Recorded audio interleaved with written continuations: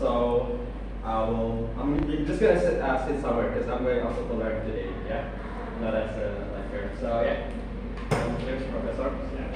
Thank you very much. Thank you. I'm very glad to be here to meet all of you. It's a pleasure and an honor for me to be able to spend 2 sessions with you. First thing, if I speak too fast, if I use strange words, if you don't understand me, stop me. Yeah? Stop me right away. Because we're going to be talking about student-centered learning today. And that would be the first principle of student-centered learning, that in this case I'm the teacher, you guys are the students, and you are at the center. Yeah? This is all about you. We need to, I need to be able to do this in such a way that you can follow. It's interesting, I see some of you are using their smartphones, and some are still like old school, like myself, with pen and paper, to take notes. So yeah, that's that. If I understand it correctly, I will be teaching 2 sessions, today and Thursday. Right? And the first session will be, the topic is student-centered learning. And what does that mean? And how do we think about student-centered learning? From what I know, all of you are going to be teachers. Yeah? You're being trained to become teachers in the school system. Yeah? And so the idea of student-centered learning is something that I will want to talk to you from my perspective and my experience. And at any point, if you have questions, if there's a need for discussion, stop me. Okay? It's important. When the first idea that comes to mind when we speak about student-centered learning, that seems to be what in America young people today would call a no-brainer. Do you know what that means? Yes. A no-brainer. It's kind of a colloquial expression. So this is still rap. Yes. Yes, sir. This is new for you. So, Miss. Sure. It's just gonna be. I need to take off the plastic.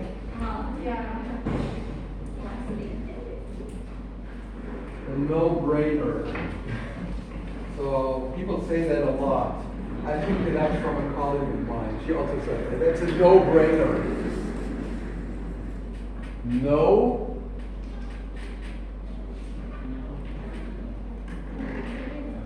Brainer, and you understand, you recognize one word here, right?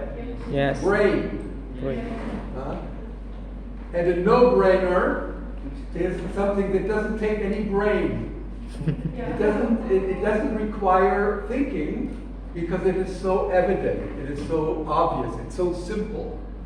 Why should teaching be anything else but student-centered? Yeah, that's what schools and universities are all about. The students should be at the center. That's their primary task of the institution. But then student-centered learning is not something that can be taken for granted, because sometimes the teacher will take themselves to be too serious or too important. Yeah, and then the students sort of are pushed into another role.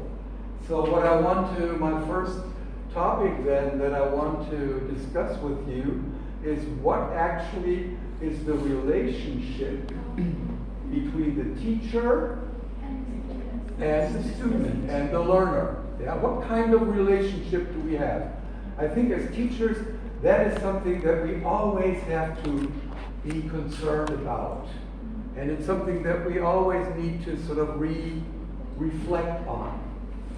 Yeah, what is that kind of relationship between us and our students? So let me suggest a few things about the teacher-student relationship. First, and this is something that I find important, there is a very famous Australian education professor. His name is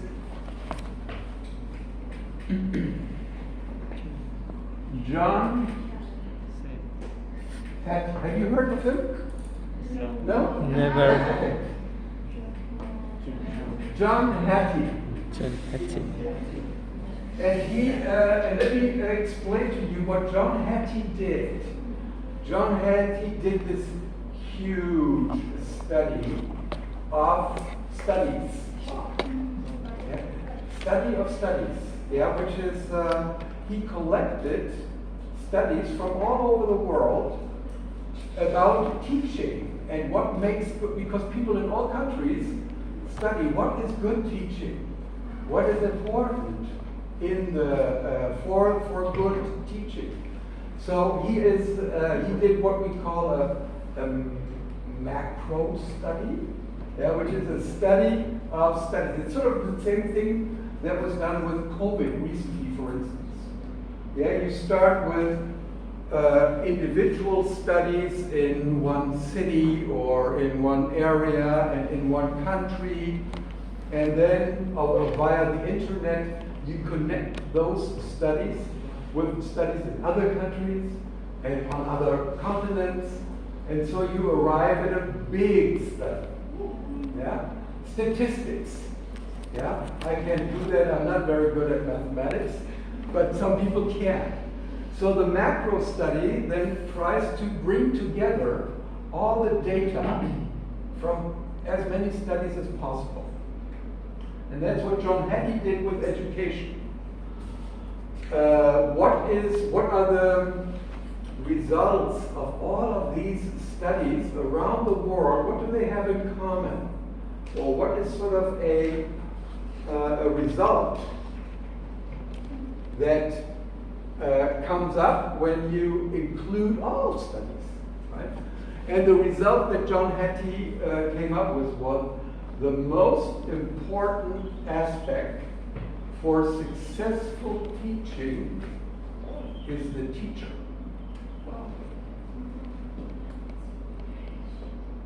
Yeah?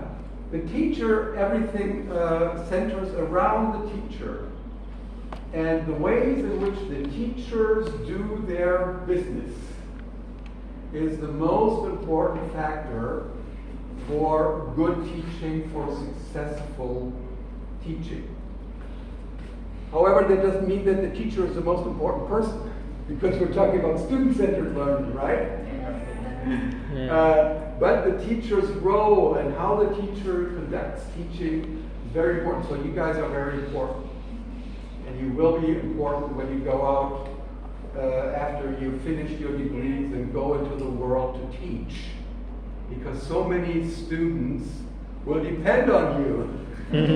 Yes, of course. Absolutely. So that's the first point. The teacher is really important and needs to be taken very seriously. And we as teachers have a responsibility and an obligation to be as good as we can in our field. Yeah, in this case in English, but also in the ways in which we interact with students, which would be, what do you call it? In Germany we call it didactics. What's that mean? Do you know? Are you familiar with that word? No. Addicted. That's let's call it teaching method. Yeah.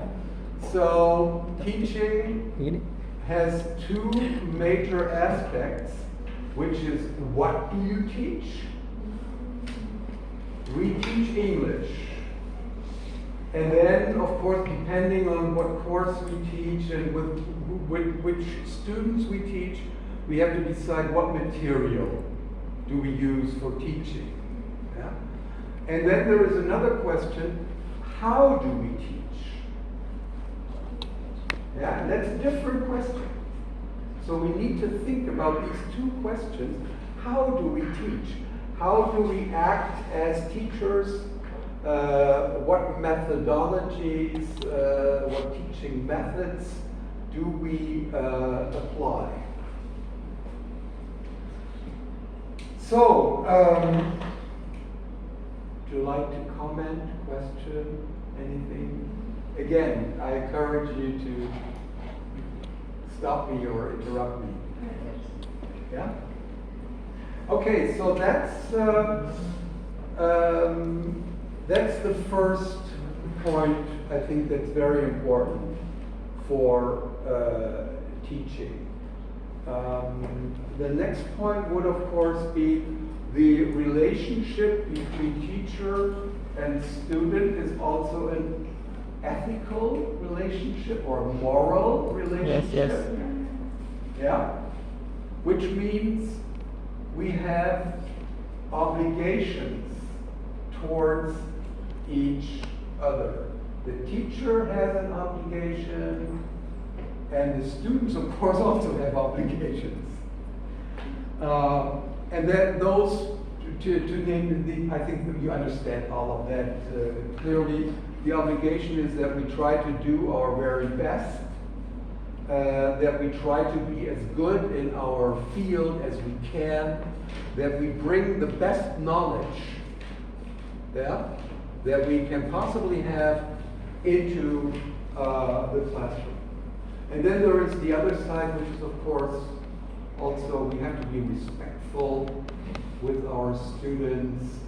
There is a certain way in which now I'm standing up and you guys are sitting, so I'm kind of looking down on you, and I don't need to look down on you, but I need to speak.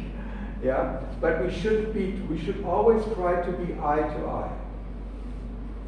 Yeah, it's never an equal relationship because the teacher has a certain role and the students have certain roles, but there should be a symmetry.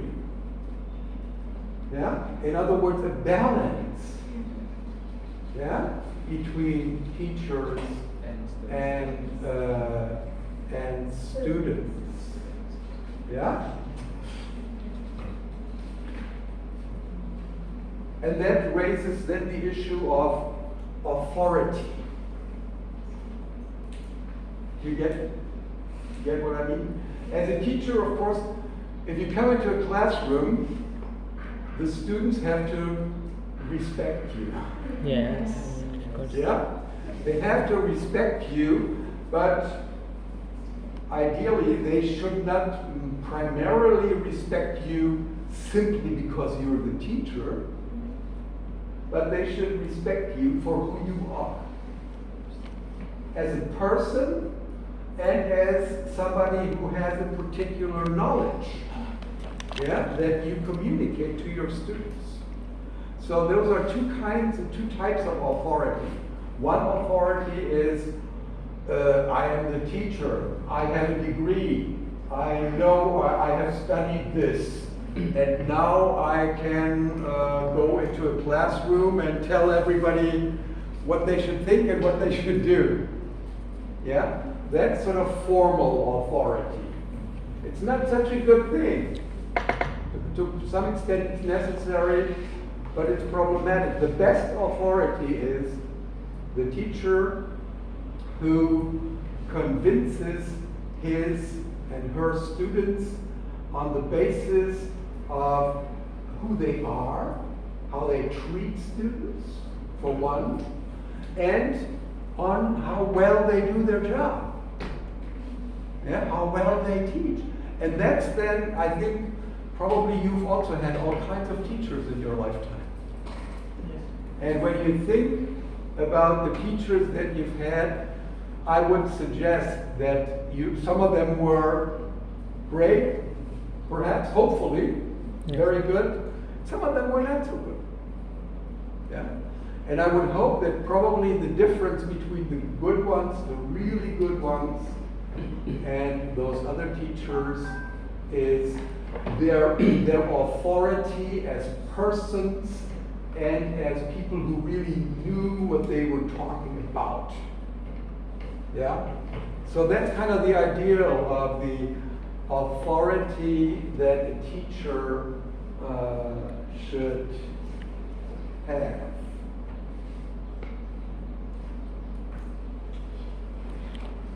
Professor, Yeah. some question as you have said, teacher and student to balance. Could you please explain more about that? Okay.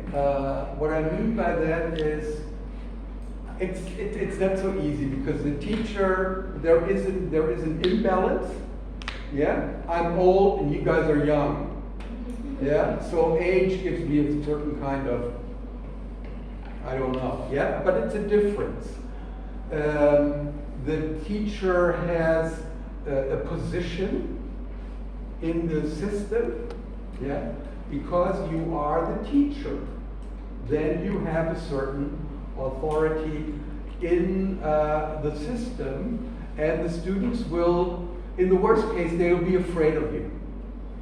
Yeah, that's the worst instance. Because you have power. Authority comes with a certain power. You will give them the grades. Their progress will depend on how you evaluate them. So that's the imbalance part. But then I think in the what I want to stress is when we interact with each other, then we should be eye to eye. Yeah? In other words, we take each other seriously, we respect each other, and we want to create a cooperative situation. We cooperate. Perhaps that's a good way, a good word to describe it. If teachers and students cooperate, they don't work against each other. Yeah? Does that answer your question? It is clear. Yes? I wondering what you mentioned before that John had to say the most important thing that is teacher. Maybe could you explain what's the type of teacher really important and why John Haiti say about that? Why does he say that? Hattie would say that because it's based on studies, research that was done all over the world and in all countries, and that research was always about the question, what is, you have the teaching process or the teaching environment. You have, I'll come to that in a minute from another angle, but you have, what's important? Is it the teacher? Is it the subject? Is it the circumstances of teaching? So people all over the world wonder, what's the most important aspect? Yeah, what's the most important factor? And so there have been these studies, and John Hattie must have this supercomputer where he put all these studies in, and that's then statistical data. Yeah? And on the basis of evaluating the statistical data from all over the world, the result was the teacher. Yeah, the teacher is the most important factor. Yeah? Yes. Thank you, sir. All right. Where was I? So we've talked about the teacher, the professor. Let's talk about the learner. Yeah, Yeah? that's a great idea. Let's talk about what's important about the learner. When we talk about student-centered learning, then Student.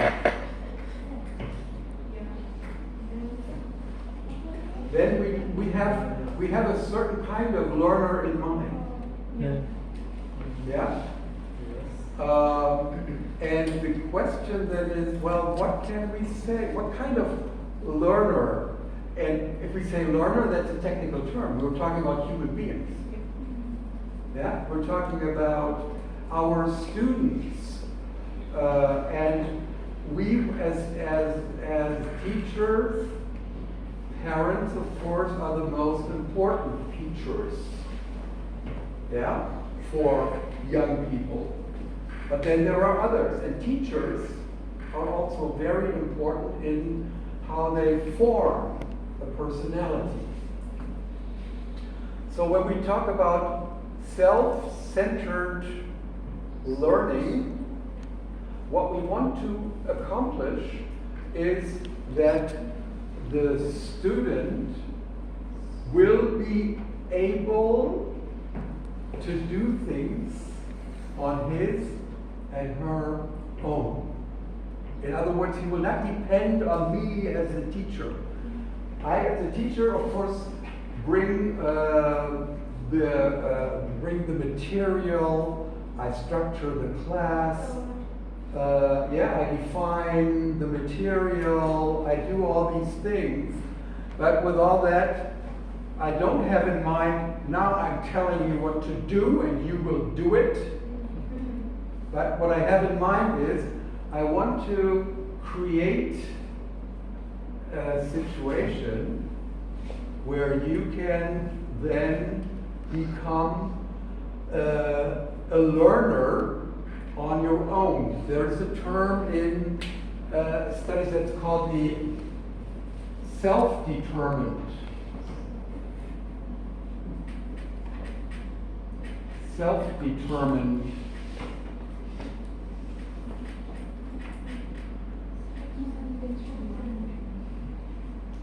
learner, yeah? In other words, of course, depending on the age of your students and the general circumstances that you find them in, at the beginning, teaching will be more teacher dominated, or the teacher will have a stronger role.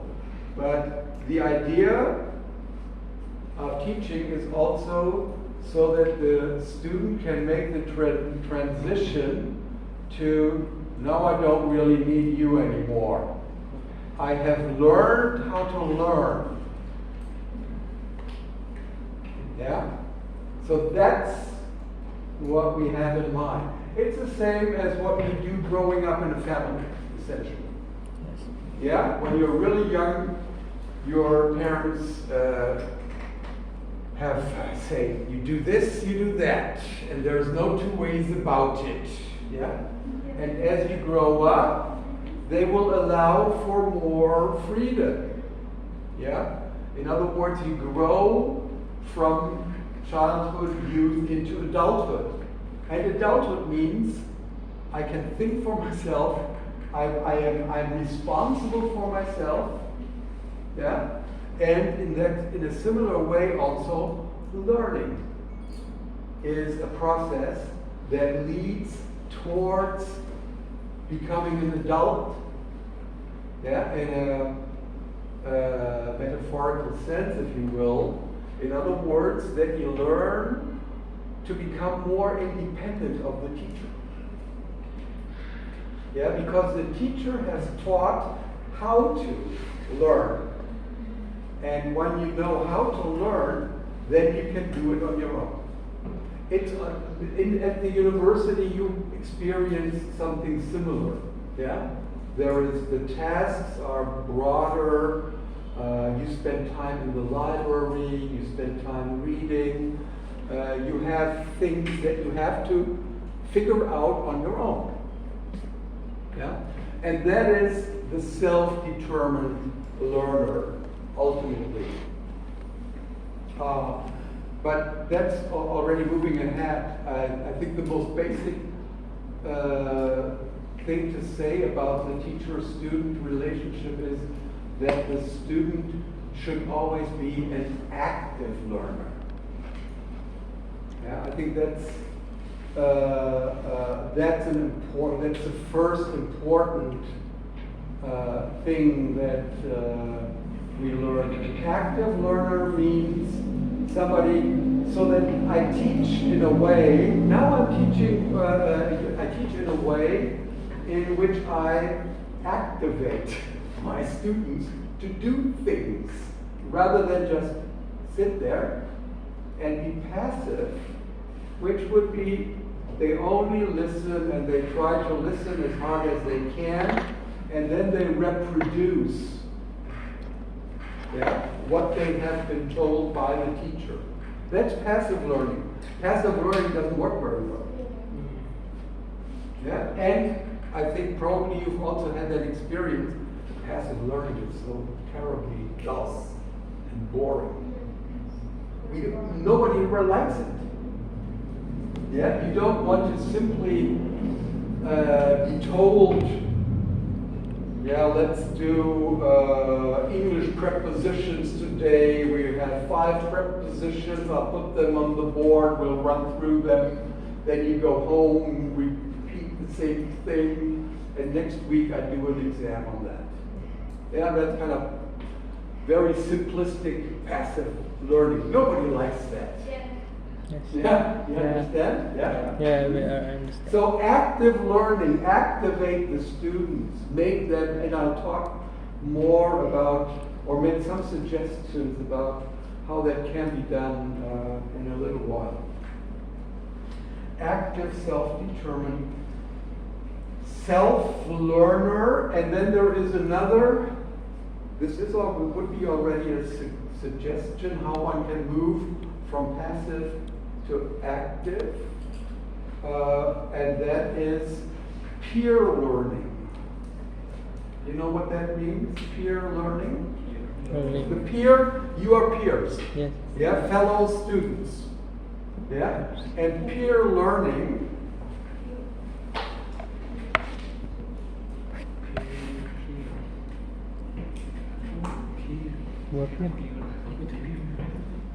So peer learning would mean I figure something, I think of something where I tell, okay you guys, this is the topic, this is the material, now I divide this group up into 6 groups or 8 groups or whatever it takes. Yeah? And then the groups meet individually and they learn from each other. Yeah, they interact with each other. And then we come back into the plenary, into the big group, and talk about what each group has done in the process. Yeah, and that's just one example, but the idea is also, the important idea is you learn from each other. You not only learn from the teacher. It's student-centered. It's not teacher-centered. Yeah? And you can learn a lot from each other, and I think it's also very interesting to get to know what your fellow students think and how they approach certain things, and it's perhaps sometimes more interesting than what the teacher has to say. Sometimes, not always.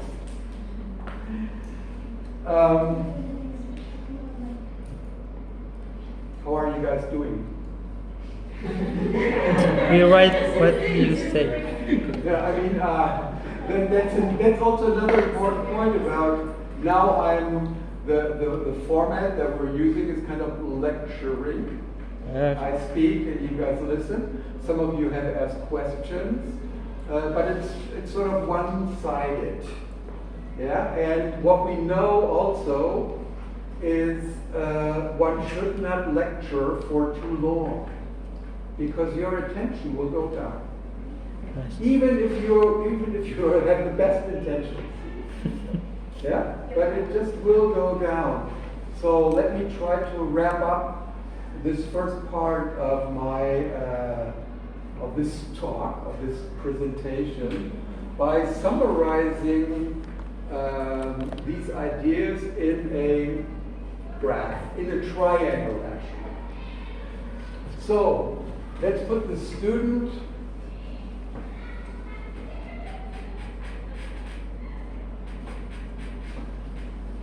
at the top, because I'm putting the student at the top because all of this was about making the student active, trying to organize our thinking about teaching around the student. Yeah, so the student is up at the top here. But it's a triangle. And then at the bottom of that triangle we would have the teacher. Doesn't mean that the teacher is at the bottom, but if you have a triangle, that's the only way you can visualize it, right? So here's the teacher.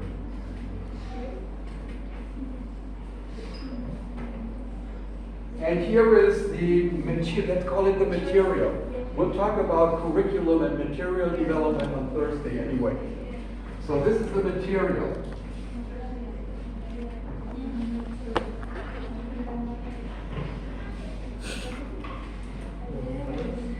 And that triangle essentially covers the most important aspects of all teaching.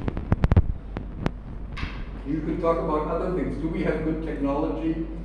Do we have comfortable seats? You know, there are many other things, of course, that one could talk about, but they are minor things.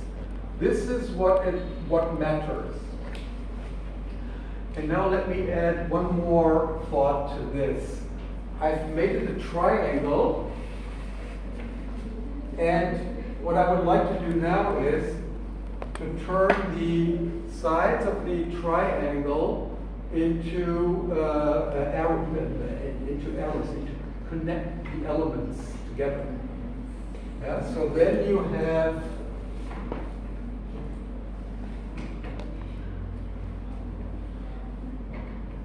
what's important about this then is that we think about these aspects not so much separately, but in terms of, these are all relationships.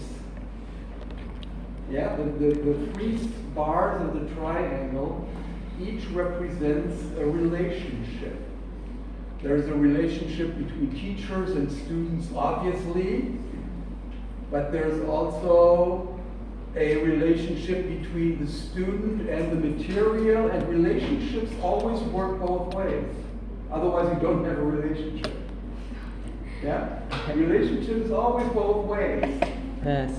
And then there is a teacher and the material. And if we think of the teaching situation in those terms, then one could say, or I would suggest, let me introduce one more term here, and the term is resonance. Do you know what resonance means? Any of you guys in physics? Physics? It's a physics. It comes from yes. physics. Yes. Do you know what it means? Try. Give it a try.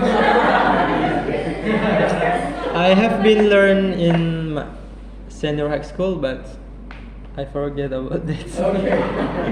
Well, resonance means that things are always responding to each other. Yeah? Resonance means when you hit on a drum, the top of the drum will vibrate. It's a simple example. Yeah? But resonance is a term to describe good relationships. Yeah? And a good relationship always includes, I think, most of the things that we've said so far, but mostly, and most importantly, they should be resonant. There's always vibration going on. In other words, they are alive, because the whole world is in vibration. There's nothing that's really fixed. And certainly relationships should not be fixed. Yeah? And relationship means there's always a back and forth. The teacher addresses the students address the teacher, they respond to what the teacher has said, and that would be a resonant relationship. Yeah? The students also, of course, respond to the material. I'll only say this very briefly today because we'll talk about material on Thursday. That will be at the center of the talk on Thursday. Yeah, but material is also, of course, very crucial because if you use dull material, it's not going to be a good class. Yeah, yeah. And there are many things that one can then have in mind about what is good material and how can we talk about good material. But let's leave it at that for today. But the important point is there needs in the ideal classroom, which hardly ever happens. Yeah, we're in the real world and we all have our weaknesses and our deficits. Teachers as well as students, so it's hardly ever an ideal situation. But sometimes it comes very close to being ideal. Yeah, when we like to be in the classroom, students like to be there, the teacher likes to be there, and the material is interesting. Yeah, and that's kind of then what would be a formula, so to speak, for good teaching. And if you go back to the triangle here, then that would mean that there is resonance on each of these relationships. Yeah, the students, the teacher, I can only teach something that I'm interested in. Well, I can teach other things, but it will be bad teaching. And the students must become interested in the material. Yeah? And then if you have resonance, if you have sort of a vibrating situation with these three elements, then that would be successful teaching. And everybody would be happy, kind of, right? Yes, of course. Everybody would want to be there. The teacher would want to be there, the students want to be there. The material has to be there, it doesn't have a choice. Yeah? Question for you. Mm-hmm. You said that the most important is successful is from the teacher. So how about when I, as a teacher, bring my materials in the class, but my students, the student is just 99% understand the material. How about the 1% in the class that do not understand what material that I bring? Should I teach the 1% or the 99% understand what my material is? Yeah, okay. Did you hear the question? The question is, of course, you have many students in each classroom, and it's hard to reach everybody, if I hear you correctly, right? So most likely, if you're lucky if you hit the majority, if you reach the majority, but there may be some students who you don't reach with that material. And then your question was, what do I do? Right? It's a very interesting and very challenging question. For one thing, the simple answer would be you never win them all. If there are a few students, and oftentimes you don't even know the exact reasons why those students do not respond. Maybe it is something that has nothing to do with this particular classroom situation. Maybe it has something to do with their lives, or with something outside of the classroom, which you can't even know.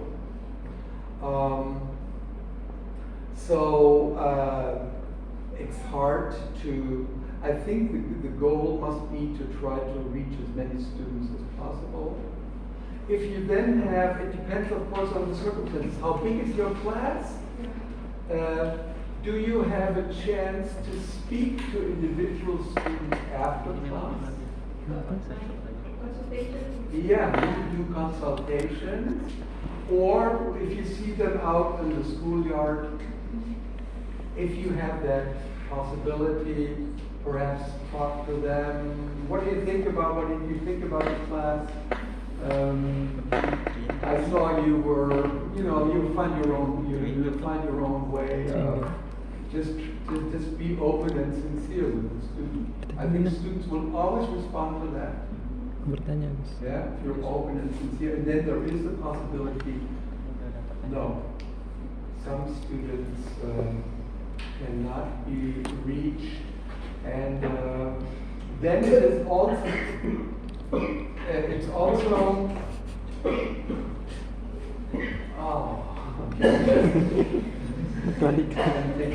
take a sip of water myself. Advertisement. Can I add something? Let me say two more sentences, and then we come to your question. Because you always have a responsibility of attention to the whole class. So if you would put all your attention on one or two students, that means you're taking attention away from the others. Yeah, and that's then not good. You cannot sort of sacrifice the majority for the minority, so to speak. And there's no easy answer. One always will have to respond under the circumstances. But I think it is inevitable that we never reach all of our students. There are many factors. Part of it has to do with personality. Yeah. Some students don't like me. Yeah, I mean, I know that for a fact. And in my home university. Or they don't like me, it's not so much personally, but the kinds of things that I teach and the way that I teach is not something that they find so great, so they take other professors' classes. And that's of course in the school they don't have that choice. They cannot go from you and say, I'm not going to your class anymore. Tomorrow I go to another class. But it has something to do with personality. And it's not to be taken personally, because I am who I am and you are who you are, and probably you will never reach them all. But if you, with the best effort, you'll reach many. Perhaps most. Yeah? Okay. Your question. Okay, I would like to ask about this triangle. So, what if the students are bored with the way of teaching of teacher? As a teacher for the future, how do cope? How do we cope? How do we cope with the students who are bored with our learning? Okay, I think it's all. Okay, so the question is, how can I avoid that my students are bored? Yeah. Or how can I prevent my students from being bored? Again, it's a very good and very ultimately, when you think about it, it's a complicated question. Yeah, there's no easy recipe. I cannot say, well, I'll dance for them, or I will sing for them, or I'll bring YouTube videos to class all the time, because that's what they do in their free time anyway. Yeah, That's so fun. that's kind of that's not a good answer. But let me go back to the triangle. If you talk about, if you think about, if you have the situation, and you will have the situation, I've had the situation many times. You teach, and they don't respond, and you don't know what is going on here, right? Then the first thing I think is, as a teacher, who can I reach first in the triangle? I am responsible for the material. Yeah, and I have chosen the material and I have prepared the material in a way that I thought was the best way of preparing the material. Now, sort of analytically speaking, I'm trying to figure out where is the weakness in the triangle. And the first step would be to look here. Based on the assumption that maybe I did something, maybe I have to readjust the material because it's too difficult for the students. Maybe it is too boring for the students, especially as an older professor. That's my challenge. I cannot assume that what I find interesting, young people will also find interesting. I mean, I try to be in touch, and I try to be in touch with my students and my own children, so I have a little bit, at least I'm not completely out of this world, but it's become more difficult. And indeed, there is a difference between what teachers, because of their age, their maturity, and their experience, what they consider to be important and relevant in contrast with students. So, but I can, based on the triangle, my response to your question would be, I have to make sure that I resonate with the material. Yeah, that would be step one. Does the material mean something to me? Is it, to me, interesting in a way that my enthusiasm is a big word. We cannot go through our lives enthusiastically every day. But yeah, we should have a certain level of intensity. Yeah? So, and that intensity, I can assume, if I have a certain intensity about something, then more likely than not, the students perhaps will be interested on the basis of my own intensity. Yeah? So if the resonance is intact between the teacher and the material, then there's a very good chance that the students will respond to that intensity.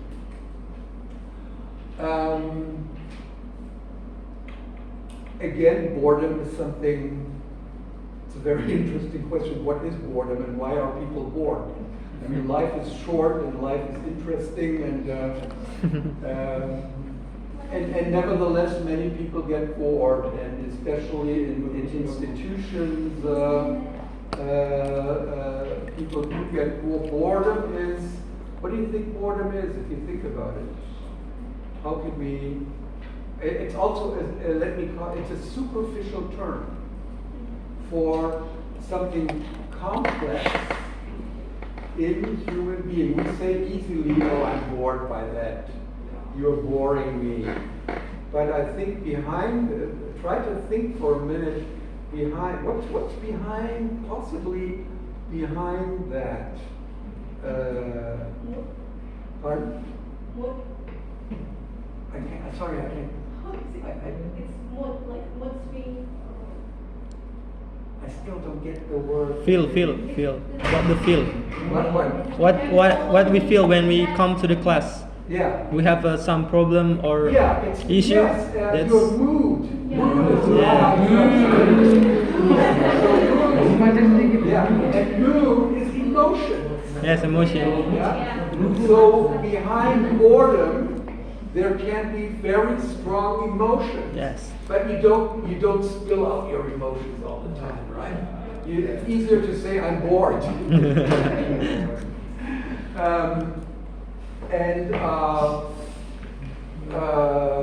But it could be. Again, this is something that's complex, but we can think about that. What is behind Boredom would be indifference also. Yeah, I don't care about this. This does not concern me. That would be another way. And then again, the question would be why? Because there could be mood. There could be actually strong moods like aggression against the teacher. That's very extreme. It shouldn't happen too often, yeah? But it could also be an anger or a disappointment or other strong emotions that we all have every once in a while. In the classroom, of course, again, this is something where we are also limited as teachers. We cannot explore the emotions of our students all the time, but we can keep our radar sort of open in that direction. If you have, for instance, a group of students that say they're bored, then it is a possibility to ask, well, what causes their boredom? Yeah, what emotions, what attitudes are behind their boredom? So that would be my second answer. But the first answer would be, it's always I, as a teacher, and my material, and the way in which I conduct myself in the class. And if if that is okay or good, that reduces the possibility of boredom significantly. How are you guys doing? We've already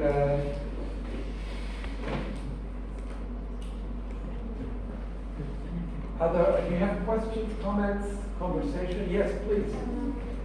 What do you think about uniform?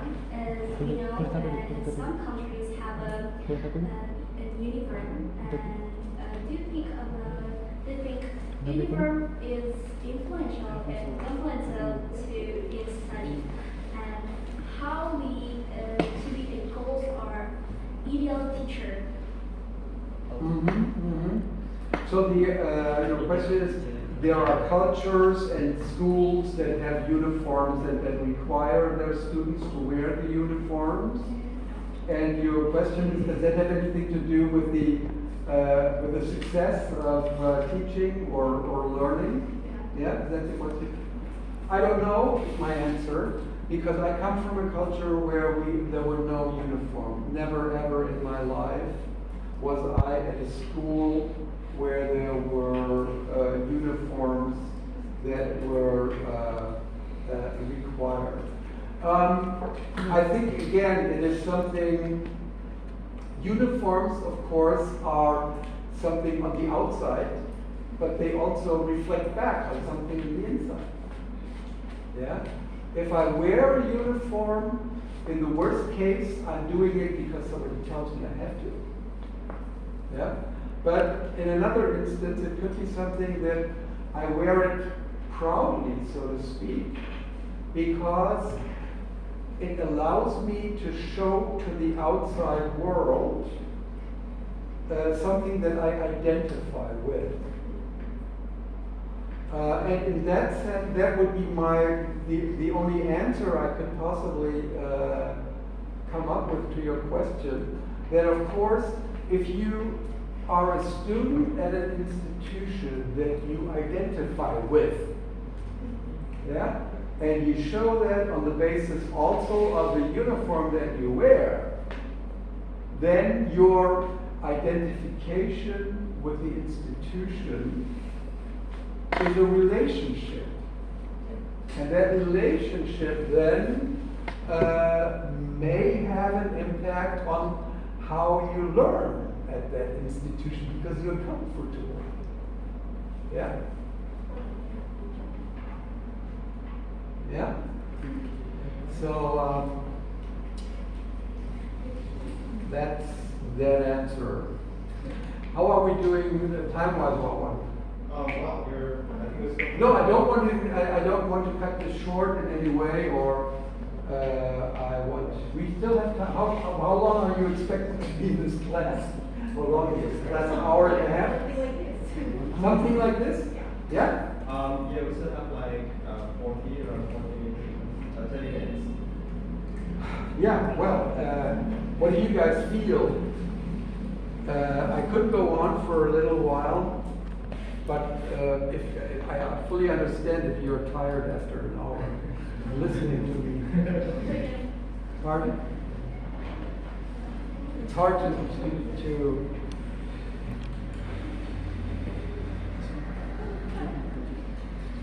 yes. Thank you, Prof. I have confused about my course, TEFL, Mm-hmm. teaching English as a foreign language, because we are in Indonesia, and I want to know about how to give a course with us as a foreign language, because English is not the first language in this country and non-English speaking country. So what do you think about that? Okay, I have to ask you a couple of questions first because I don't know very much. Correct me if I'm wrong. There are many indigenous languages in Indonesia, right? Yes. First languages that you have from wherever you come from. Yes. Then you have Indonesian as your national language. Yeah. And then, so you have already two languages. Yes. When you begin to learn, let's call them foreign languages. In other words, languages that are spoken in other parts of the world. Prof, especially for young learners. For young learners, yeah. What do you mean? The question is, what do I tell them why they should learn English? Is that your question? Yes. Yeah, why should they learn English? Well, in Indonesia, since you have already many languages in the country, one answer is out. I think in my country I would always say, nobody should be so limited and only have one language. Yeah, I think it's a limitation if you only have one language, because language comes with a culture. Yeah, and you're entering another culture through that language, and I think that's a very important function of education, to broaden your perspective and give you insights into different cultures, because people have different values and different norms, they think differently, they feel differently, and that is articulated through language. So in that sense, I think probably the students that you will teach don't have much of a choice whether they'll do English or some other foreign language, I don't know. Yeah, is English then the first and most important foreign language that is taught in Indonesia in the schools? Mm-hmm. So yeah, that would be. It's always good to know languages. Is a simple answer. Yeah, and I think also you could share. I mean, you have taken some liking to English. Otherwise, you wouldn't want to become an English teacher, right? I think you could also share your enthusiasm and your experience. What attracted you to not only having to learn English in school, but going on to university to study English and become an English teacher? So I think the personal example that you can be to your students will give them some kind of orientation. Yeah? And I think we should always, as teachers, we should also always be in some way present as human beings in the classroom. You know, not that that we talk about our private lives or do in any of that sort of way, but who we are in some way where that is relevant to the subject. that we teach. Why? Why do I, as a German, have taught English and American literature and culture my whole life? It's a long story. But I think it's, yeah, there must be something strong if you commit your life to something. And you have all done that. And I think to find a way to share that with your students, you can then, you don't have to tell them, oh, you should also, I've done this and this turned out good for me, so you better do the same thing. Yeah, but by example, telling them, that's what happened to me when I became seriously interested in English. And that's it. And then there is another more practical level, of course, that I don't know.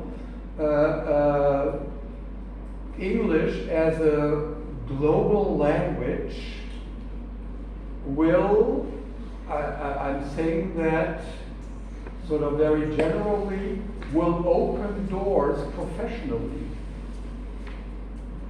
Yeah, because if you, depending on where your students will want to go, in many jobs and many professions, English will be probably a prerequisite. If you want to work for an airline, yeah, there's certainly a prerequisite that you have to know English. If you work for international corporations that are in Indonesia, they will probably all say you have to know English, and there are probably many other examples that you know better than I. So to encourage the students to think in terms of who do you want to be in the future, not saying I want to be a pilot so I'll learn English, that's probably too early, but at least that English will be a good basis that will open up opportunities or keep opportunities open for students. So there are two answers. One is the enthusiasm for foreign worlds and foreign languages, and the second one is you're making decisions about your own future by making decisions about languages.